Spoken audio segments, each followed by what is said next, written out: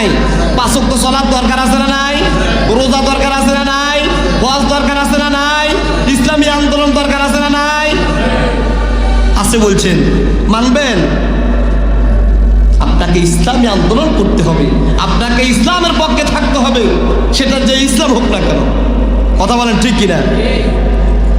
সম্মান থেকে নিয়ে এসেছি, আমি আল্লাহ তোর প্রতি রহম করেছি, করুণা করেছি, এই জন্য দুনিয়ার জমিনে তুই বসবাস করতে সুযোগ পেয়েছি। সুবহানাল্লাহ। আল্লাহ বলেন এই জন্য তুই দুনিয়ার জমিনে হাঁটতে পারছিস, চলাফেরা করতে পারছিস, কিন্তু তুই তো বোঝস না, তুই তো কি বোঝস না আমি তোকে কেন হায়াত দিয়েছি? একজনকে মাইরা আরেকজনকে শাসন করার, আরেকজনকে বোঝার আমি সেটা সুযোগ করে দিচ্ছি। কথা বোঝেন নাই?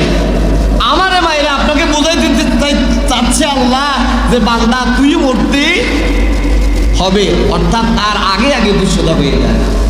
আমরা তো যখন মারা যাই তখন বলি বিসমিল্লাহি ওয়া আলা মিল্লাতি রাসূলুল্লাহ। কথা বলেন কয় কিনা? এই দোয়াটা পড়ি কিনা? এই দোয়াটা পারেননি? বলেন বিসমিল্লাহি ওয়া আলা মিল্লাতি রাসূলুল্লাহ। মিল্লাতি রাসূলুল্লাহ বলেন, মিল্লাতি রাসূলুল্লাহ বলেন আল্লাহ এবং আল্লাহ রাসূলের দরে ছাড়ি দিলাম পারে। আচ্ছা সে কি নিজ ইচ্ছা গেল নাকি তারে ঠেলে দিল? কথা বলেন, সে কি নিজ ইচ্ছা গেল নাকি তাকে ঠেলে দিল?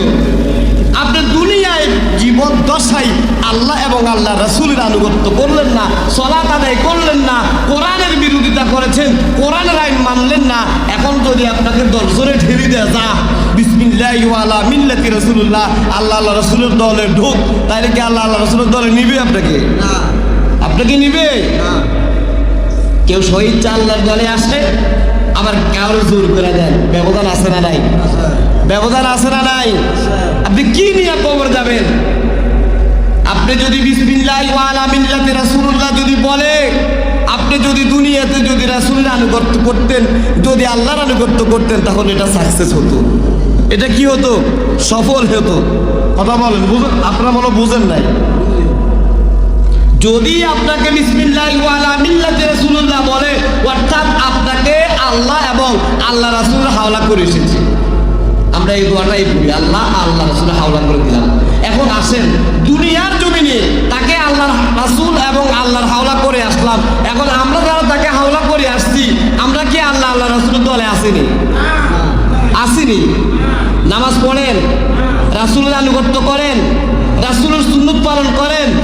যেই রাসূল জীবনে আগুন কি জিনিস মুখে নেয় নেই, সে রাসূলের উম্মত সিগারেট খায় না, না খায়, একটার পর একটা দেয় না, না দেয়।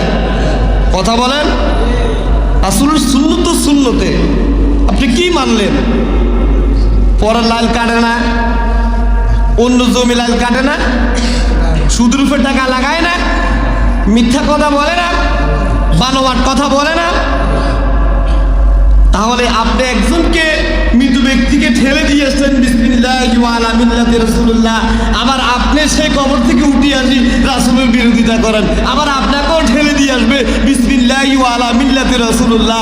আচ্ছা আপনারা বলেন, আল্লাহ এবং আল্লাহ রাসূলের কি ঠেকা লাগছে তাকে টেনে নেওয়ার জন্য?